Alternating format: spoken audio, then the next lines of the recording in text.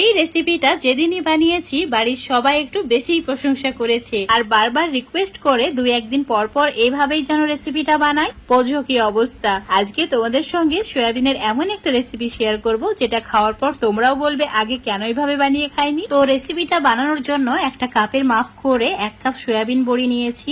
এখন গরম জল দিয়ে 5-6 মিনিটের জন্য ভিজিয়ে রেখেছিলাম। তো দেখো এটা অনেকটাই ফুলে গেছে। এটা কিন্তু সেদ্ধ করলে হবে না, এইভাবে গরম জল দিয়ে ভিজিয়ে রেখে দিতে হবে। এবার 2-3 বার জল পাল্টে ভালো করে ধুয়ে নিতে হবে। তারপর এইভাবে জলটাকে চিপে বের করে দিয়ে একটা মিক্সার জারের মধ্যে নিয়ে নিতে হবে। এখানে সয়াবিনের পরিমাণটা তোমরা যতটুকু রেসিপিটা বানাতে চাও সেই হিসাবে বাড়িয়ে বা কমিয়ে নিতে পারো। দেখতে পাচ্ছ ঠিক এইরকম একটা পেস্ট বানিয়ে নিতে হবে। খুব বেশি মসৃণ না, একটু মোটা থাকবে সেই রকম করে। এবার এই সয়াবিন বড়ির মধ্যে 2টি ডিম অ্যাড করে দিতে হবে। আর ডিমের পরিমাণটা সয়াবিন যতটুকু নিচ্ছ সেই হিসাবে বাড়িয়ে বা কমিয়ে নিতে হবে। মানে 1 কাপ সয়াবিন বড়ির জন্য 2টি ডিম অ্যাড করেছি সেই হিসাবে নেবে। সামান্য পরিমাণে নুন, হলুদ গুঁড়ো, জিরে গুঁড়ো, ধনে গুঁড়ো আর 1 চিমটি গরম মশলা, একটা ছোট সাইজের পেঁয়াজকে ছোট করে কেটে নিয়ে অ্যাড করেছি। তার সঙ্গে 1টি কাঁচা লঙ্কা ছোট ছোট টুকরো করে অ্যাড করেছি। ভালো করে মিশিয়ে নিয়ে তারপরে মিশ্রণটা এইভাবে রেডি করে নিতে হবে। এবার চুলোর উপর একটা আপে কড়াই নিয়েছি। চুলোর ফ্লেমটা মিডিয়াম টু হাই রেখেছি। অল্প একটু তেল ব্রাশ করে নিতে হবে। তারপর এই মিশ্রণটা ঠিক এইভাবে অ্যাড করতে হবে। আপে কড়াই যদি না থাকে তোমরা নর্মাল কড়াইয়ে ছোট ছোট বড়ার আকারে ভেজে নিতে পারো। এতে তেলের পরিমাণটা একদমই কম লাগে, তাই আমি এইভাবে ভেজে নিয়েছি আর এটা দেখতেও ভালো লাগে। তো এইভাবে সবগুলো অ্যাড করে দেওয়ার পর এখন এটাকে উল্টে দিতে হবে আর উল্টে পাল্টে লালচে করে ভেজে নিতে হবে। সামান্য পরিমাণে তেল ব্রাশ করে নিয়ে এভাবে লালচে করে ভেজে নিয়েছি। এখন এটাকে সাইডে রেখে দিচ্ছি। এবার চুলার উপর একটা ফ্রাই প্যান নিতে হবে। দিয়ে দিতে হবে রান্নার জন্য 3 চামচ সরষের তেল। আর দিতে হবে 1/2 চামচ গোটা জিরে, 1টি তেজপাতা 2 টুকরো করে, আর দিয়েছি গরম মশলা, গোলমরিচ। এবার 10 সেকেন্ড মতো সমস্ত কিছু ভেজে নিতে হবে। সুন্দর সুগন্ধ বের হলেই অ্যাড করে দিতে হবে একটা মিডিয়াম সাইজের পেঁয়াজকে ছোট করে কেটে নিয়ে তার সঙ্গে 3-4টি কাঁচা লঙ্কা। লঙ্কার পরিমাণটা যে যেমন ঝাল খাও সেই হিসাবে অ্যাড করবে। তারপর আবার একটু সময় নিয়ে ভেজে নিতে হবে। পেঁয়াজের কাঁচা গন্ধটা চলে গেছে। এবার অ্যাড করে দিয়েছি কেটে রাখা আলু।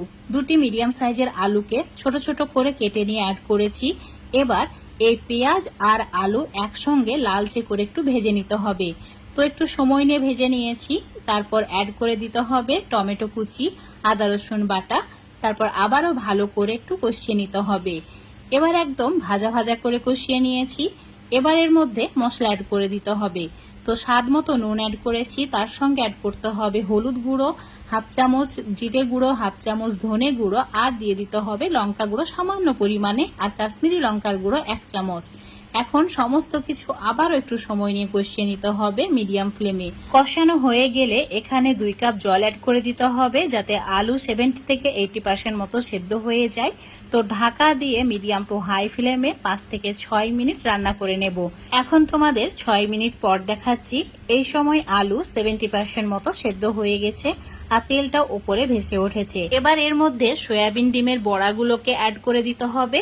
তারপর চুলোর ফ্লেমটা মিডিয়াম টু লো করে দিতে হবে। একটু নাড়াচাড়া করে ঢাকা দিয়ে 5 মিনিট রেখে দিতে হবে। তো এখন এটা একটু নাড়াচাড়া করে ঢাকা দিয়ে 5 মিনিট রেখে দিচ্ছি। তারপর তোমাদের দেখাচ্ছি। এখন তোমাদের 5 মিনিট পর দেখাচ্ছি সমস্ত কিছু একদম ভালোভাবে কুক হয়ে গেছে। তো ভালো করে মিশিয়ে নেওয়ার পর সামান্য পরিমাণে গরম মশলা আর সামান্য পরিমাণে একটু ঘি অ্যাড করে দিতে হবে। তারপর ভালো করে আবারও মিশিয়ে নিতে হবে। এখন চুলোর ফ্লেমটা একদম অফ করে দিয়ে ঢাকা দিয়ে 5-6 মিনিট রেখে দিতে হবে। তারপর সার্ভ করতে হবে। তো দারুণই লোভনীয় রেসিপিটা গরম ভাতের সঙ্গে খেতে খুবই ভালো লাগে। অবশ্যই এইভাবে একবার সয়াবিন ডিমের রেসিপিটা বানিয়ে খেয়ে দেখবে। এটা থাকলে মাছ মাংস কোনো কিছুরই প্রয়োজন হবে না। আশা করছি রেসিপিটা তোমাদের ভালো লেগেছে। ভালো লাগলে অবশ্যই লাইক, শেয়ার, কমেন্ট করে দেবে। ফেসবুক পেজ থেকে দেখলে পেজটাকে ফলো করে নেবে। ইউটিউব থেকে দেখলে চ্যানেলটাকে সাবস্ক্রাইব করে রাখবে আরো এরকম রেসিপি পাওয়ার জন্য।